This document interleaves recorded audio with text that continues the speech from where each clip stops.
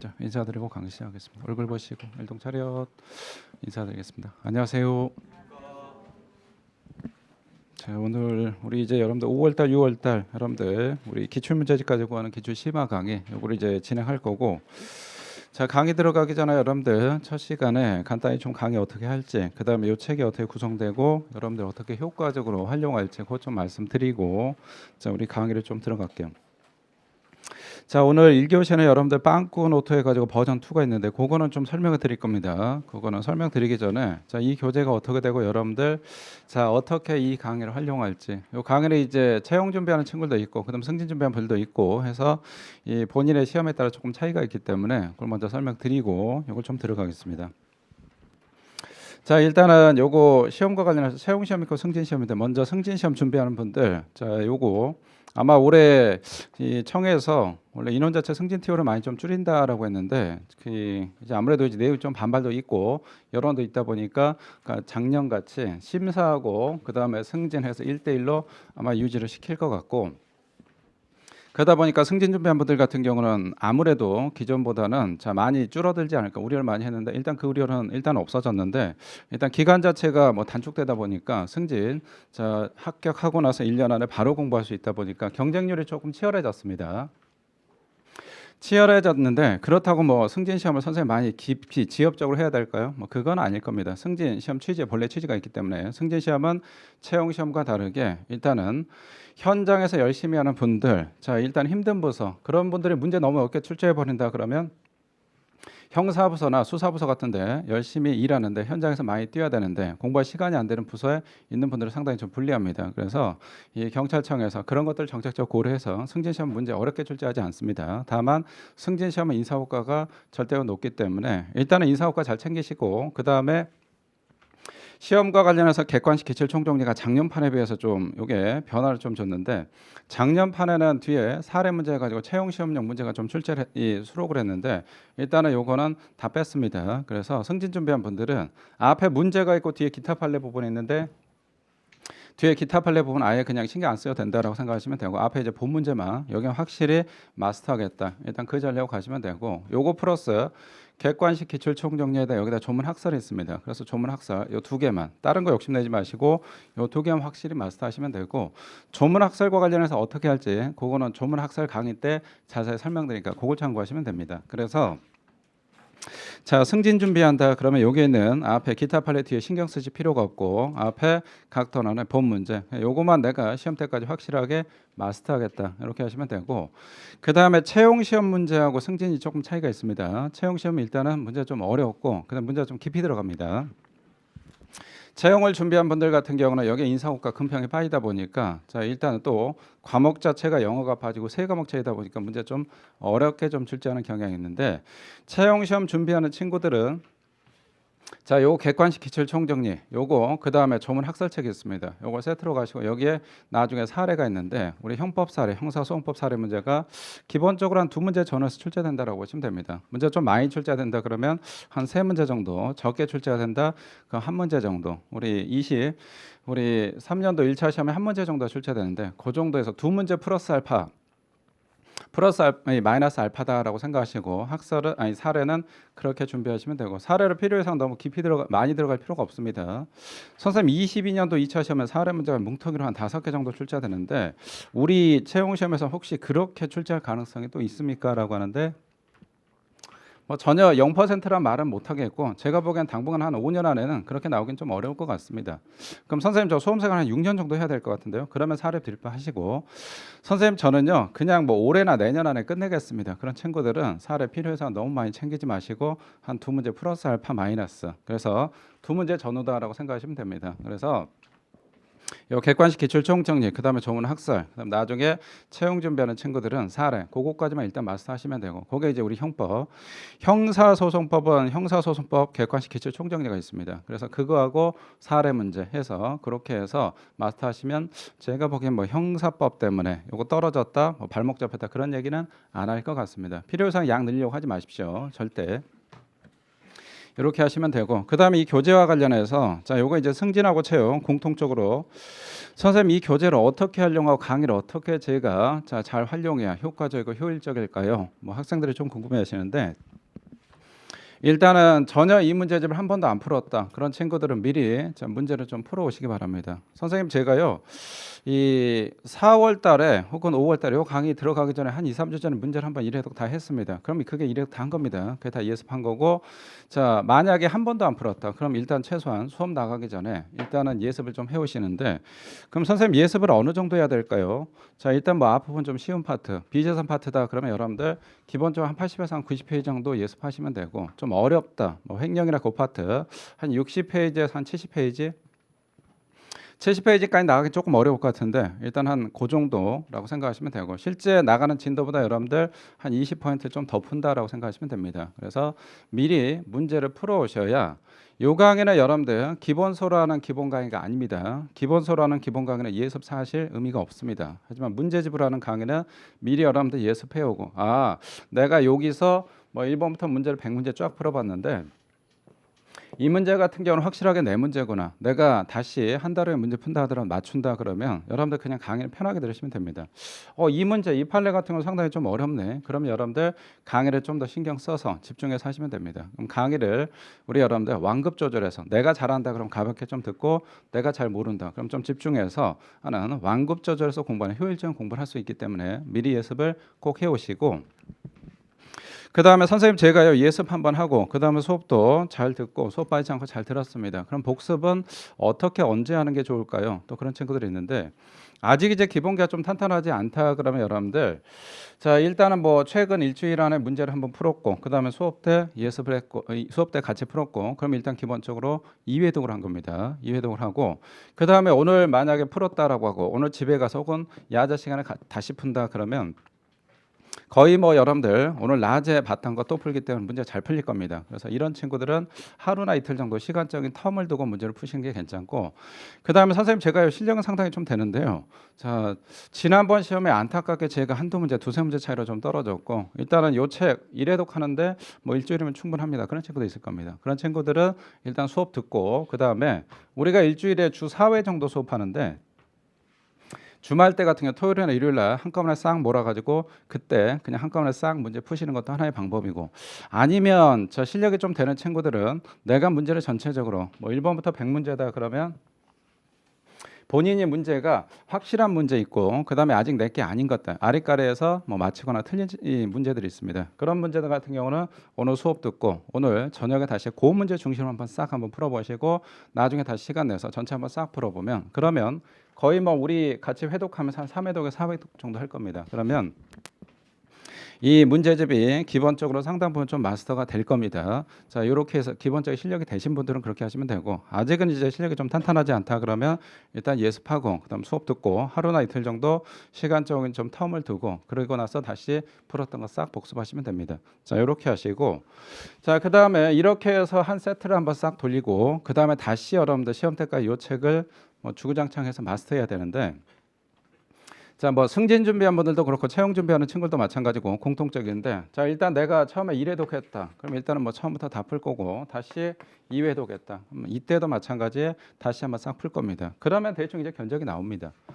자, 전체 문제에서 만약에 여기서 뭐 1번까지 해서 총 100문제가 있다. 그럼 내가 어떤 문제는 확실하게 내 거다. 내가 1회독 때도 다 맞추고 2회독 때도 다 맞췄다. 그러면 그거는 여러분들 당장 뭐 한 달 후에 시험이 있다 하더라도 그때는 틀리지 않고 맞춥니다. 근데 어떤 문제는 내가 잘 모르겠는데 찍어서 맞추거나 어떤 문제는 아예 몰라서 틀렸다. 그런 문제는 아직 본인 게 아닙니다. 그래서 이런 문제들 같은 경우는 1회독하고 2회독 때는 다 풀고 그다음에 다시 3회독 간다. 3회독 간다 그러면 그때는 본인 거. 자, 일단 확실하게 맞추는 거. 그걸 일단 빼고. 자, 그다음에 아랫가리에서 맞췄거나 아니면 틀렸다. 요걸 중심으로 한번 돌리시면 됩니다. 그렇게 하고 다시 우리 4회독 한다 그러면 그때는 이제 전체적으로 한번 돌리시고 자, 그다음에 다시 5회독 한다 그러면 이때는 아무래도 여러분들 자, 일단 계속 돌렸기 때문에 여러분들이 자, 잘 틀리거나 혹은 아직 암기 안 된 것들이 많이 줄 겁니다. 그럼 다시 요때는 자, 아직 내게 아닌 것들 중심으로 한번 싹 돌리고 자, 그렇게 하면 전체 회독 수가 빨리 확보가 됩니다. 최대한 많이 확보가 되고 그 다음에 이렇게 한다 그러면 내가 잘 모르는 거나 내가 잘 아리까리하거나 내게 아닌 것들 그거 중심으로 많이 돌릴 수가 있습니다. 그래서 이런 식으로 돌리는 것도 하나의 방법이니까 이건 참고를 하시면 되고 그래서 승진 준비한다 그러면 12월 달 정도 된다 그러면 요체 형법 총론 강론 뭐 두께가 뭐 만만치 않은데 요새 보통 한 이틀에서 3일 정도에 다 그냥 돌립니다. 그 다음에 채용 준비한다. 어느 정도 합격권에 든다 그러면 보통 이제 우리 시험이 2차 시험이 8월 달에 있으니까 한 8월 초 혹은 7월 하순. 그러니까 시험 한 달 정도 기준으로 했을 때 여러분들 요걸 갖다가 우리 채용 준비하는 친구들 하루 종일 공부를 하니까 하루에 한 10시간 정도 공부한다 가정하고 그러니까 50분 공부에 10분 쉬는 게 그게 1시간에서 한 10시간 정도 돌린다라고 생각하시면 요거 기본적으로 한 3일이면 충분히 돌릴 수가 있습니다. 그래서 일단은 그때까지 해서 한 3일 좀 많이 잠다 그러면 4일 정도에 1회독 정도 돌릴 수가 있어야 됩니다. 그래야 여러분들 합격권에 드는 거고 그 정도 돌린다 그러면 기본적으로 실력이 어느 정도 갖췄다라고 보시면 됩니다. 그래서 이렇게 활용하시면 됩니다. 요거는 이제 제가 이렇게 하는 방법이 상당히 괜찮습니다 해서 여러분들 일단 추천 뭐 공부하는 거고 선생님이 저는요 그 방법 말고 제 나름대로 스타일이 있습니다. 제 스타일대로 그대로 쭉 오랫동안 했던 게 있는데 그게 잘 맞습니다. 그러면 그대로 그냥 하시면 됩니다. 그대로 참고로 하시고 그 다음에 오늘 나갔던 빵꾸노트인데 빵꾸노트 잠깐 볼까요?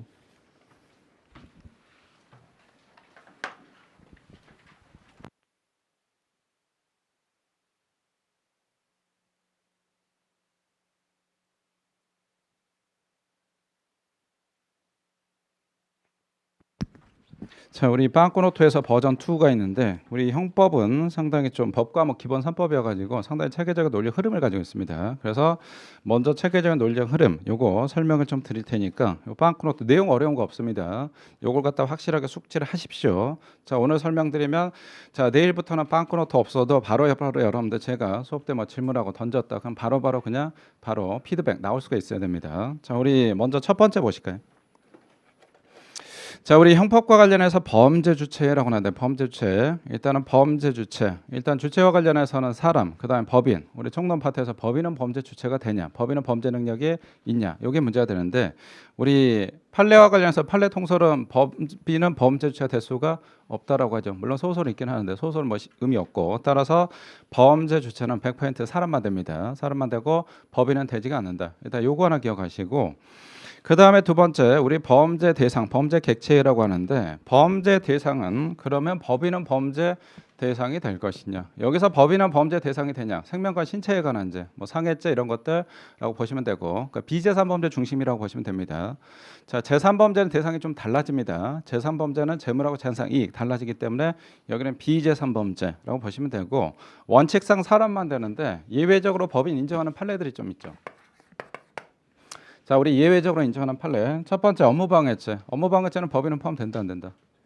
업무방해죄는 법인이 포함되죠. 제가 만약에 삼성전자에 부정 입사했다. 그러면 일단은 소개해야 되는데 그럼 누구를 소개해야 되냐? 당연히 법인을 소개해야 되죠. 제가 삼성전자 법인 회사를 속였다. 그러면 삼성전자에 대한 부정 시험이 되는데 이 법인 자체는 무생물이기 때문에 속을 수 있는 뭐 그런 대상이 아닙니다. 그럼 실질적으로 법인을 운영하는 사장 속았을 때 이때 위계한 업무방해죄 된다라고 합니다. 그래서 우리 첫 번째 업무방해죄가 있습니다.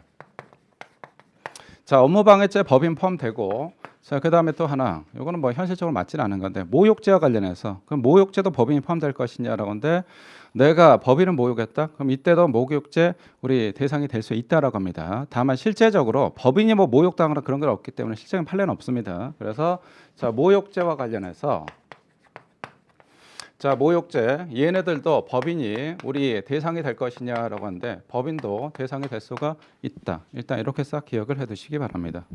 범죄 대상과 관련해서 원칙상 자, 일단 자연인데 법인도 이해될 수가 있다. 이렇게 하나 기억하시고 그 다음에 우리 3번에 범죄 좀 볼까요?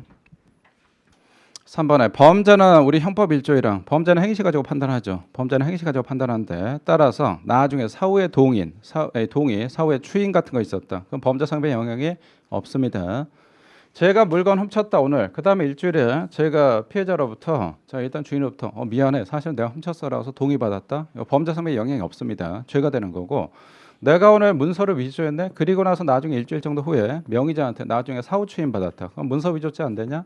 아닙니다. 성립합니다. 그래서 범죄는 일단 행위시 가지고 판단하는데 자 밑에 자 예외적으로 재판시 가지고 판단한다. 이게 이제 1조 2항이고 재판시 가지고 그래서 재판시 가지고 판단하는 건 세 가지가 있습니다. 첫 번째 우리 자 추징이 있고 요건 암기하시고 그다음 우리 소년법상 소년 나와 있는데 소년법상의 소년은 자 우리 1심, 2심, 3심인데 여기는 몇 심 기준이다.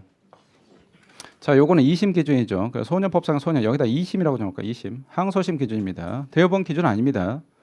통상적으로 재판시다라고 했을 때, 자, 우리 대법원 가지고 판단한다. 여기는 2심 가지고 판단한다. 2심이라고 적어 놓으시고, 그 다음에 세 번째, 우리 선고의 결격 사유가 나왔는데, 우리 선고에는 여러분들 일단 전과가 없어야 되는데, 그럼 전과가 있는 상태 선고에 못 때리죠. 그럼 이 전과는 자, 결격 사유 기준은 행위시 가지고 판단하냐, 재판시 가지고 판단하냐. 이것도 마찬가지 행위시 가지고 판단하지 않고 재판시 가지고 판단합니다. 나중에 선고에 떼고 자세히 설명드릴 텐데. 자, 얘가 A제를 범했네. 1월 달에. 자, 그 다음에 3월 달에 자, 일단 B제를 자, 범했는데 B제에 대한 확정 판결을 받습니다. 그리고 나서 자, 나중에 A제가 발각이 됐습니다. A제에 대해서 선고 유예 때리려고 하네. 이에 대해서. 자, 선고유예 때리려고 하는데 사안이 상당히 이해가 좀 경미하고 반성도 많이 합니다. 야, 요거 재판 당시 기존에 했을 때 B제가 확정 판결했네. 여기 전과가 있는데 자, 행위 당시 기존에 했을 때 요거는 전과가 없네. 그럼 이 경우에 얘 선고에 때릴 수 있다 없다? 얘 선고에 때릴 수가 없죠. 그래서 선고의 결격 사유는 우리 재판시 가지고 판단합니다. 나중에 선고에 때 요거 자세히 설명드릴 테니까 세 가지 우리 자, 추징 그다음 소년법상 소년 선고의 결격 사유 요거는 재판시 가지고 판단한다. 이렇게 기억하시고 자, 그다음에 밑에 네 번째 우리 형사법은 자, 누구한테 유리해 간다? 행위자한테 유리해 갑니다. 형사법은 행위자한테 유리 간다. 요거는 판례 분석할 때도 마찬가지고 학설 이론 분석할 때도 됐다 중요합니다. 형사법은 행위자 즉 피고인한테 유리해 간다. 그래서 우리 대표적 규정된 게 15조 1항 있죠. 15조 1항. 자, 일단 구성요건 차고 저는 원수인 줄 알고 죽여버렸는데 알고 봤더니 장모였다 혹은 아빠였다. 즉 생각은 자, 일단 단순살인죄였는데 실제는 무거운 존속살이었다. 그럼 이건 뭘로 뺀다? 이때는 가벼운 단순 살인죄로 뺍니다. 형사법은 행위자한테 유리하게 가니까. 그 다음에 우리 여러분들 15조의 결과적까지는 범위 있죠.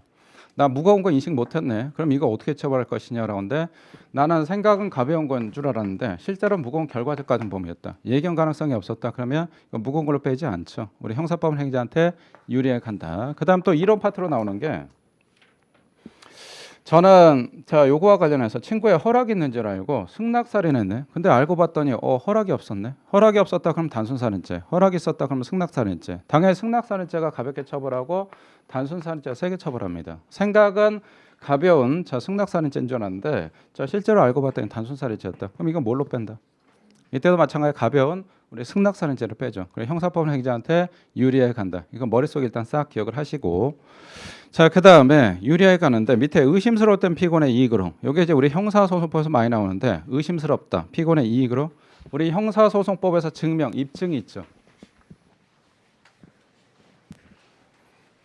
자, 형사소송법에서 우리 입증 또는 증명이다라고 하는데 그러면 증명은 어느 정도까지 있어야 될 것이냐라고 하는데 증명 형법에서 쓰는 용어와 형사소송법에서 쓰는 용어가 조금 차이가 있습니다. 자, 우리 형법에서 맨 뒤에 무고죄에서 나오는 용어가 자, 증명이다 그러면 적극적 증명 또는 적극적 민사에서는 입증이라는 표현을 쓰는데 그냥 똑같이 증명 또는 입증 적극적 증명 또는 적극적 입증 여기 하나 있고 그 다음에 소극적 증명 소극적 입증이 있습니다.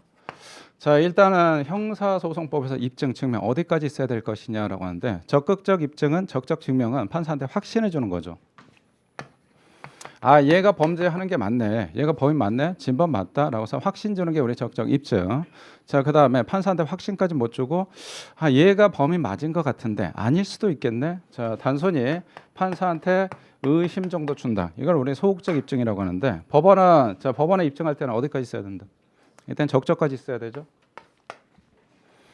그래서 형사소송법에서는 입증할 때 확신까지 줘야 된다. 이렇게 다뤘고 그다음에 형법에서 우리 무고죄 파트에서 자, 일단은 입증과 관련해서는 적극적 입증, 적적 증명까지 있어야 되고 소극적 이것만 있으면 되고 적적은 필요가 없다. 그러면 X가 되죠. 그래서 일단은 입증은 적극적까지 있어야 된다. 요걸 하나 싹 기억하시고 그러면 검사가 판사한테 확신까지 주지 못하고 의심만 줬다. 그럼 이 경우는 법원은 무슨 판결하냐? 일단 당연히 행사법 피고인한테 유리가니까 무죄를 선고하죠. 그래서 의심만 줬다 그러면 법원은 그때는 무죄를 선고합니다. 오케이, 요거까지 일단 싹 기억하시고 자, 그 다음에 우리 5번도 좀 볼까요?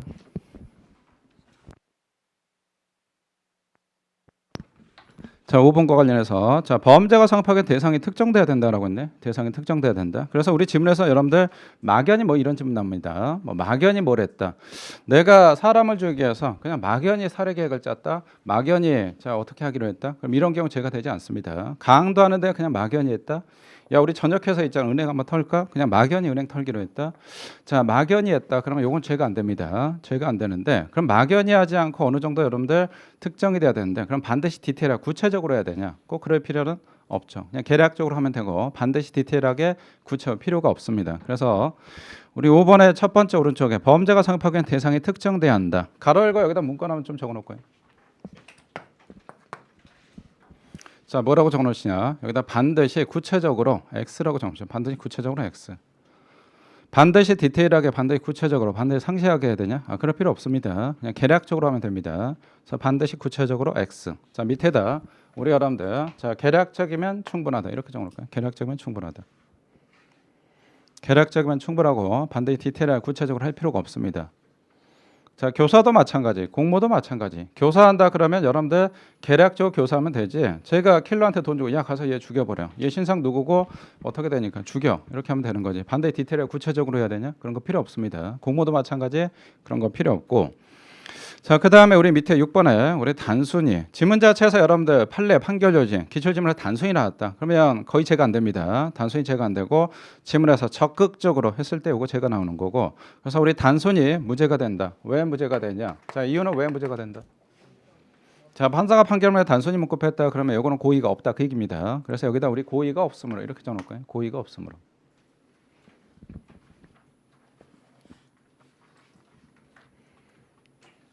자, 그 다음에 우리 밑에 우리 단순 가담이 있고 적극 가담이 있다. 우리 어떤 범죄 행위에 대해서 횡령 혹은 배임, 자, 요거에 대해서 적극 가담한 경우가 있고 단순 가담이 있다. 단순 가담은 횡령죄, 뭐 공동전범, 배임죄, 교사범, 배임죄, 방조범, 배임죄, 공동전범 되냐? 이런 거 안 됩니다. 그래서 단순히 가담했다, 무죄가 되고 적극 가담했다 그러면 요거는 공동전범이 됩니다. 그래서 자, 밑에다 우리 여러분들 시험에 주로 나오는 게 우리 횡령죄, 우리 공동전범 밑에다 공동전범 교사범 공범 있습니다.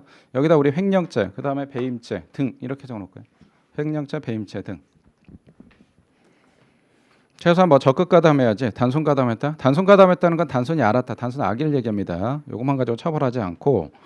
그다음 우리 밑에 7번에 지문 자체 일시적으로 뭐해서 일시적으로 나왔다. 그럼 원상 죄가 안 됩니다. 뭐든지 범죄를 일단 쭉 해야 되는 거고. 자, 일시적으로 했을 때 무죄. 그다음에 오랫동안 쭉 했다. 그럼 요거는 죄가 되는데 우리 일시적으로 우리 교통방해와 관련해서 여러분들 한 40분 정도 불법 주차했다. 길거리에. 그럼 이런 경우에 교통방해죄 되냐? 요건 죄가 되지가 않죠. 일시적으로. 다만 일시적으로 하는데 죄가 되는 것들이 몇 개 있는데 여기다 CF에서 좀 적어 놓을까요?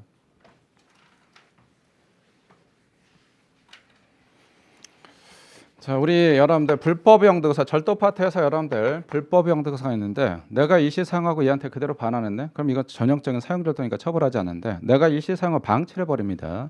내가 얘 휴대폰 가져와서 잠시 한두 시간 쓰고 그 다음에 원래 대리점에다 그대로 갖다 줘야 되는데 그거 하지 않고 대리점 앞에 보니까 화분이 있었네. 그 위에다 살짝 놔뒀다. 일시사용 후 방치했다. 그럼 이거 절도죄 불법행사 인정하죠. 그래서 여기다 우리 첫 번째 우리 여러분들 자 일시사용 후 방치가 있습니다.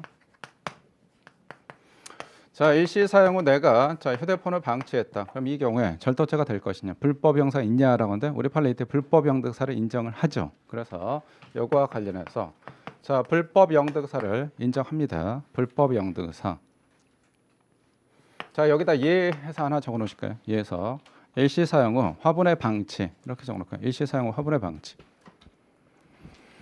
자, 휴대폰을 일시 사용하고 화분에 방치했을 때 우리 절도죄 인정했습니다. 이렇게 하나 기억하시고 그 다음에 우리 손괴죄 나온대요. 손괴죄는 뭐 남의 거 때려 부셨다. 이것도 손괴죄가 되고 그 다음에 사용을 못하게 했다. 만약에 휴대폰을 제가 완전히 이 휴대폰을 그냥 변기에 담궈가지고 아예 고장내 버렸습니다. 이거 AS 센터 갔더니 이거 절대 수리 안 된다라고 하네. 자, 이런 경우도 당연히 손괴가 되고 감추는 거 은닉도 되는데 그럼 내가 잠시 일시 사용을 못하게 했다. 자, 그럼 이런 경우도 손괴가 될 것이냐 그런데 우리 손괴죄는 일시 사용 못하게 하는 거. 예를 들어서 우리 자동문 사건. 자, 오늘 하루 종일 자동문 장치가 자동 장치에 그냥 없애버렸네. 그래서 수동으로 그냥 문 열게 했다. 그럼 이것도 우리 손괴가 되냐? 여태 손괴가 됩니다. 그래서 우리 여기도 마찬가지. 자, 하나 적어놓으시고.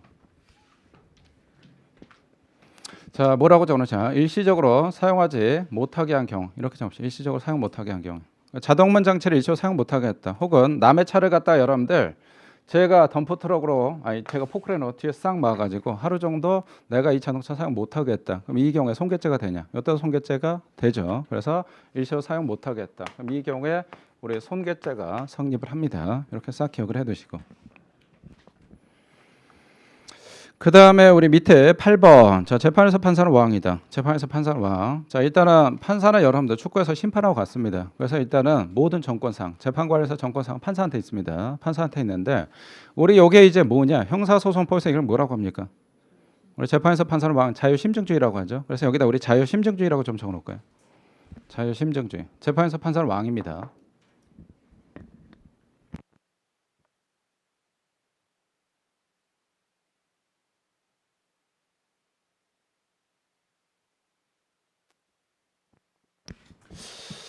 얘가 사람을 잔인하게 찔러 죽여버렸네. 그것도 한두 번 찌른 게 아니고 수십 방 찔렀습니다. 근데 얘가 뭐 원한 관계 있는 것도 아니고 그 다음에 얘하고 피해자하고 관계는 그냥 처음 보는 사람이야.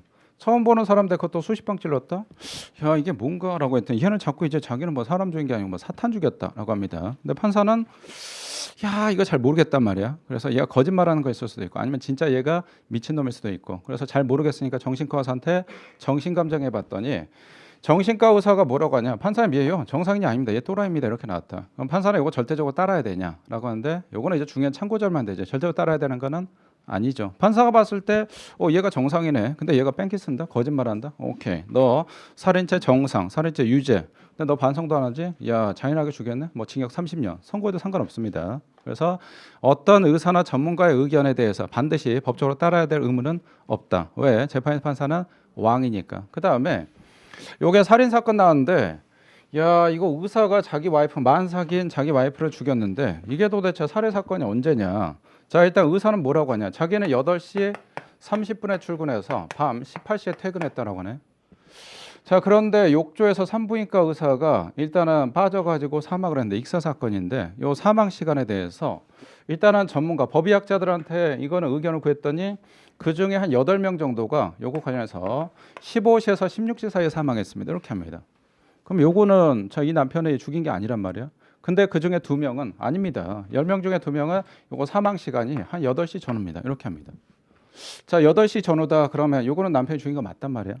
남편이 일단 나간 시간 CCTV 보니까 8시 반에 나갔고 그 다음에 집에 들어온 시간 18시인데 그 사이에 남편이 들락날한 게 전혀 없습니다. 요거는 확실합니다. 확실한데 만약에 사망 시간을 요 시간을 본다 그럼 남편은 살해범이 아닌 거고 그 다음에 사망 시간을 요 시간을 본다 그럼 남편이 유력한 살인범이거든. 제가 그 전에 남편이 뭐라고 했냐? 제가 출근할 때 와이프 멀쩡했습니다. 와이프가 저한테 밥도 차려줬습니다. 이렇게 하네. 그럼 이게 사망 시간 이거다. 그럼 남편이 거짓말했다는 거거든. 근데 여러 명 중에 의사 중에서 자 10명 중에서 2명은 사망 시간 이걸로 보고 나머지 8명은 이걸로 봤다. 그럼 판사가 꼭 요거 따라야 되냐 다수결로? 그럴 필요 없습니다. 그냥 판사가 요거 배척하고 아니다. 요 8시에 아침 오전 8시에 사망한 게 맞다. 그래서 남편을 살해죄 유죄 해가지고 살인죄로 선고할 수 있냐? 상관없습니다. 재판에서 판사는 왕이니까. 왜? 자유심증주의니까. 이렇게 기억하시고 그 다음에 우리 9번에 불가항력적 사항. 도저히 인간의 손에 어찌할 수 없다. 이건 형사처벌하지가 않습니다. 그래서 우리 불가항력적 사항이 명문에 규정된 게 기대 가능성. 우리 형법 총칙에 12조가 있죠. 요게 명문에 하나 규정돼 있고 그 다음에 우리 총론에 부작위범 파트가 있네. 부작위범 파트. 내가 도저히 어찌할 수 없는 상황이다. 자, 애가 서울에 있는 여러분들 한강에 혹은 서울의 석촌호수에 물에 빠졌는데 와이프가 전화했어. 제가 부산에 출장 중인데 자기야 큰일 났어. 무슨 일인데 지금 애하고 호수에 놀러 왔는데 호수 깊이 한 1.5m 되고 애가 키가 1m 되는데 지금 잠실에 있는 석촌호수 혹은 일산의 호수에 애가 빠졌어. 와이프가 남편아 좀 살려줘라고 합니다. 제가 영상으로 보는데 도저히 어찌하지 못합니다. 구하지 못했다. 그럼 이 경우에 저는 부작위한 살인죄 처벌하지가 않죠. 처벌하지 않는데 왜 처벌하지 않습니까? 왜? 제가 지금 현재 부산에 출장하고 있는데 와이프가 애를 갖다 영상으로 했는데 보니까 주위에 사람 아무도 없어. 구해줄 사람이 없습니다. 와이프도 현재 수영을 하지 못하고 들어갈 수도 없고 자 도저히 구하지 못했다. 그럼 이런 경우에 저는 처벌하지가 않습니다. 왜? 내가 할 수 없으니까. 내가 가서 얘를 갖다 구조하거나 그럴 수가 없기 때문에 이건 처벌하지 않습니다. 이건 당연한 거고 불가항성하고 상관없습니다. 불가항력적 사항 내가 현장에 있는데 내가 도저히 어쩔 수 없는가 이게 불가항상이고 이거는 내가 형법상 행위를 할 수가 없기 때문에 처벌하지 않는데 사례를 조금 바꿔서 이번에는 제가 애하고 호수공원에 놀러 갔네. 호수공원에 보니까 깊이가 한 1.5m 되고 애가 초등학교 1학년이라서 키가 한 1m 정도 됩니다. 제가 교통사고 나와가지고 제가 조그만 경차 끌고 고속도로 가다가 덤프트럭 꽝 해서 추돌했네. 그래서 차가 화염에 휩싸여가지고 일단은 차는 다 전소했고 불타버렸고 저는 진짜 구사일생으로 다행히 살았는데 그때 화염에 휩싸여가지고 팔다리 일단 다 절단했습니다. 화상 입어가지고 자 그다음에 그 후유증 때문에 제가 말은 못하네. 제가 현재 언어장애를 가지고 있습니다. 언어장애 가지고 있고 팔다리 다 절단했는데 제 아들내미가 아빠가 너무 이제 병원에서 계속 여러 병실에만 있다 보니까 계속 제가 우울증도 걸리고 막 제가 뭐 죽겠다 살아서 뭐하냐 니네들 너무 고생시키는 것 같다라고 하니까 애가 저한테 바람 좀 쐬줄 겸 해서 근처에 호수공원 왔는데 야 자기 풍선이 빠지다 보니까 이걸 건지려고 했는데 물에 빠져버렸네. 근데 애가 막 허우적거리는데 주위에 도열사는 하나도 없고 제가 현재 도저히 뭐 어찌하지 못합니다. 그럼 이런 경우에 저는 부작위한 살인죄를 처벌하지가 않죠. 왜 처벌하지 않냐? 이때는 전 도저히 어찌할 수가 없기 때문에 구조할 수가 없기 때문에 우리 이런 것들을 뭐라고 하냐? 우리 불가항력적 사항이라고 합니다. 따라서 불가항력적 사항이다. 요거는 처벌하지가 않는다. 무죄가 된다. 이것도 일단 싹 기억하시고 자 나중에 해당 파트에 다 설명드릴 겁니다. 그 다음 밑에 우리 10번의 의사표시 어떤 형법상 의사표시다. 그럼 명시되고 묵시도 될 것이냐? 의사표시 묵시도 상관이 없죠. 묵시도 예를 들어서 저하고 친구하고 야 우리 저 새끼 죽여버릴까? 오케이 해서 친구가 야 어떻게 죽이자라고 해서 살해 계획 다 짭니다. 야 오늘 밤 10시에 어때? 라고 했더니 친구가 고개만 까딱까딱하네. 자 그다음에 야 그러면 일단 우리 총도 있고 칼도 있는데 일단은 너는 총 잘 쏘니까 내가 옆총을 줄게. 그다음에 나는 칼 가지고 잡을게. 이렇게 하는 거 어때? 라고 했더니 야 고개 까딱까딱해. 그다음에 야 얘를 있잖아 죽여가지고 강원도에 어디다 묻어버리자 라고 했더니 얘가 고개 까딱까딱합니다. 그리고 나서 가서 죽여버렸네. 그럼 이런 경우는 저하고 친구는 살인죄 공동정범이 될 것이냐? 당연히 일단 성립을 하죠. 어떤 의사표시는 명시 당연히 되고 묵시도 됩니다. 꼭 명시될 필요는 없다. 여기까지 싹 기억하시고 자 우리 이해가 있는데 공모, 승낙 뭐 이런 것들 당연히 우리 알선과 관련해서 우리 뇌물죄에서 알선 있는데 알선 수뢰죄 이런 것들 그러면 이 경우도 마찬가지 묵시적으로 다 됩니다. 청탁도 마찬가지 묵시적 청탁이 다 되고 그래서 우리 자 공모, 승낙 여기다 하나 좀 더 적어놓을까요? 여기다 우리 청탁이라고 좀 적어놓으시고 우리 뇌물죄에서 청탁 혹은 배임 수재죄, 배임 증죄죄 청탁. 그럼 요거 자 묵시적인 청탁 되냐? 당연히 됩니다. 그다음에 여기다 알선이라고 좀 적어놓으실게요. 알선. 알선도 당연히 다 되고.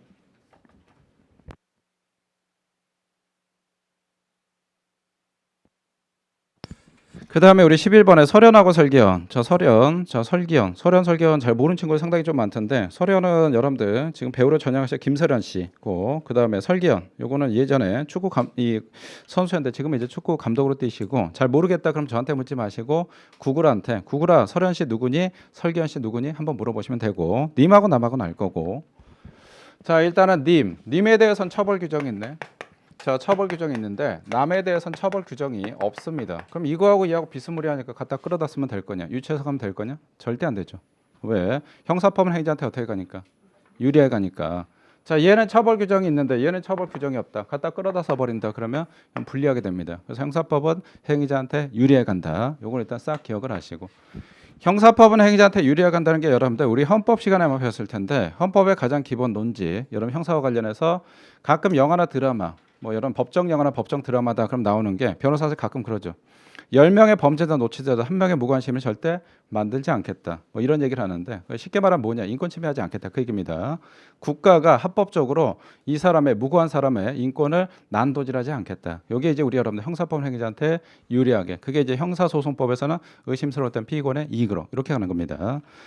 그다음 밑에 우리 12번 자 그 자체로 오른쪽에 죄가 성립한다. X가 되고 그것만으로 죄가 성립한다 또는 그 즉시 죄가 된다. 그러한 사정만 죄가 된다. 이런 것들 나왔다. 그럼 싹 X가 됩니다. 그래서 그 자체로 그것만으로 죄가 된다. 자 우리 오른쪽에 요거 4개를 갖다 싹 이렇게 묶어 놓으시고 죄가 성립한다 그러면 X가 되는데 왜 그럼 이거 틀린 지문이냐라고 하면 밑에 우리 여러분들 어디 14번에 하나 적어 놓을 거예요.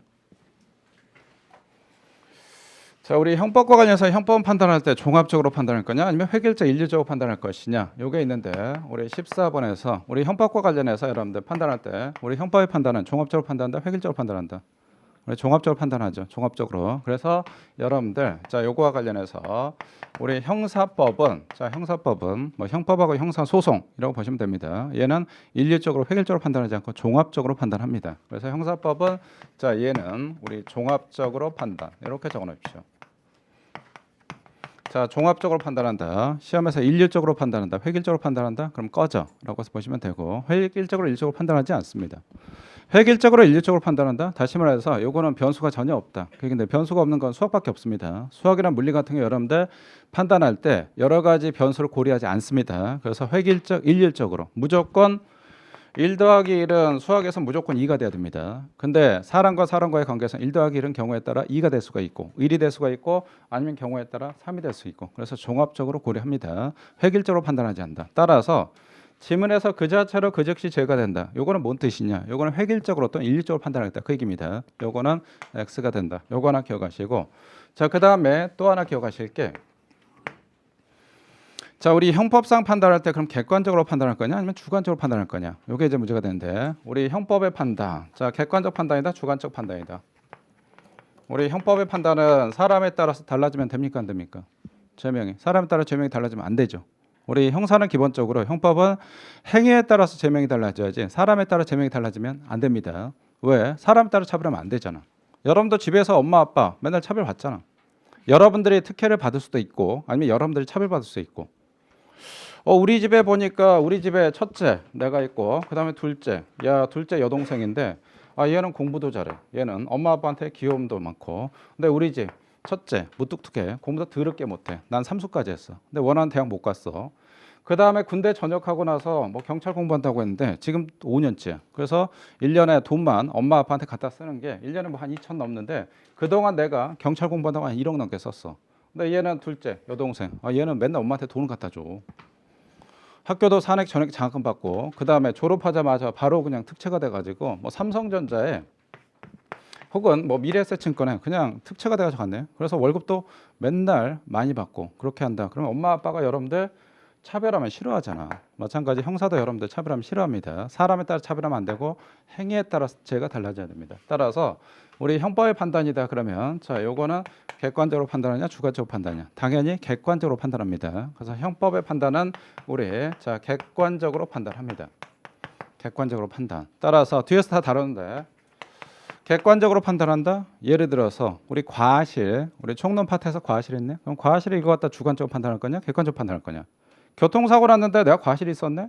그러면 자 일단은 운전자 내가 초보하고 그다음 운전 정말 잘하는 F1 선수다. 둘이 여러분들 자 사람에 따라 판단하면 안 됩니다. 일단은 객관적으로 판단해야 되고. 그래서 여기 우리 좀 적어놓을게. 과실이 있습니다. 과실은 마찬가지 객관적으로 판단하고 의료사고 같은 경우도 객관적으로 판단하고 그다음 우리 기대 가능성.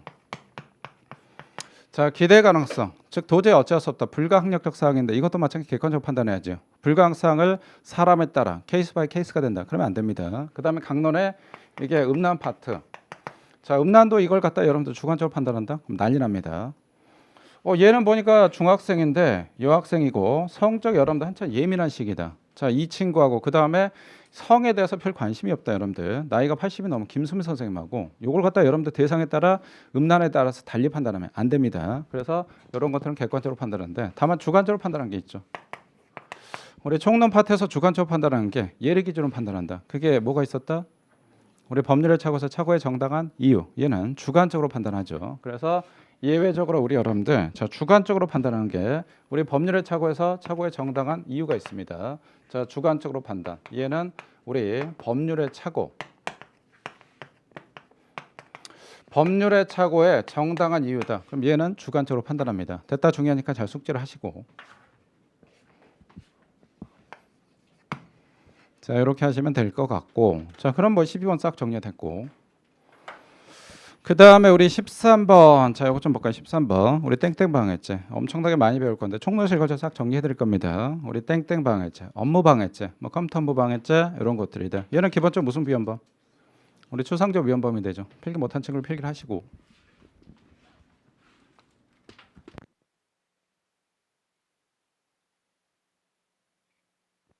자 다 하신 친구 추상적 위헌범 요거 하나 기억하시고 자 그래서 자, 우리 추상적 위헌범, 위헌범이다. 그럼 기억 원칙 실제로 방해 결과 발생할 필요가 없죠. 추상적 위헌범이니까 얘 침해범 아니까. 자, 그다음 예외. 우리 직권남용죄, 즉 직권남용 권리행사방죄. 얘는 자 실제로 방해 결과 발생할 필요가 있습니다. 학자들은 자 위하고 똑같이 가는데 판례는 아니다라고 해서 자 예외로 실제로 방해 결과 발생할 필요가 없다. 오케이, 이렇게 하나 싹 기억하시고. 원래 정확히는 여러분들 직권남용죄, 즉 직권남용 권리행사방해죄가 있고 판례 위계한 공무집행방해죄 하나 더 있습니다. 위계한 공무집행방해죄는 직접적으로 실제로 어떤 방해 결과 발생에 대한 이렇게 안 나오니까 그냥 요거 하나만 기억하십시오. 직권남용 권리행사방해죄. 그 다음에 밑에 우리 자 일단 추상적 위헌범, 위헌범 미수처벌 규정이 있다 없다? 얘네들은 나올 수가 없습니다. 그래서 추상적 위헌범 미수처벌 규정이 없습니다. 다만 예외적으로 미수처벌 규정이 있는 거 어떤 죄가 있다? 우리 교통방해죄, 교통방해죄 미수처벌 규정이 있습니다. 그래서 일반 교통방해죄, 자 기차 선박 등 교통방해죄 이런 것들은 미수처벌 규정이 있다. 요거 일단 싹 기억을 해두시기 바랍니다. 자, 요거 뭐 기본 강의 했던 친구들이야 뭐 여기 어려운 거 없을 거고, 그 다음에 제 강의를 환승했던 친구들, 요거 도대체 이게 뭡니까라고 하는데 일단 암기를 해두십시오. 암기하시고 해당 파트 나올 때마다 그때 또 한번 자세히 설명드릴 테니까 요거 머릿속에 싹 숙지하시고. 자, 그러면 형법에서 아마 신세가 좀 보일 겁니다. 자, 그 다음에 우리 8조 우리 살인의 죄라고 하는데 살인죄 여기는 쉬는 시간 좀 드려야 될 것 같습니다. 쉬는 시간 좀 드리고 우리 살인죄 여기서부터 들어갈게요. 공무원 합격! 에듀윌 합격 패스!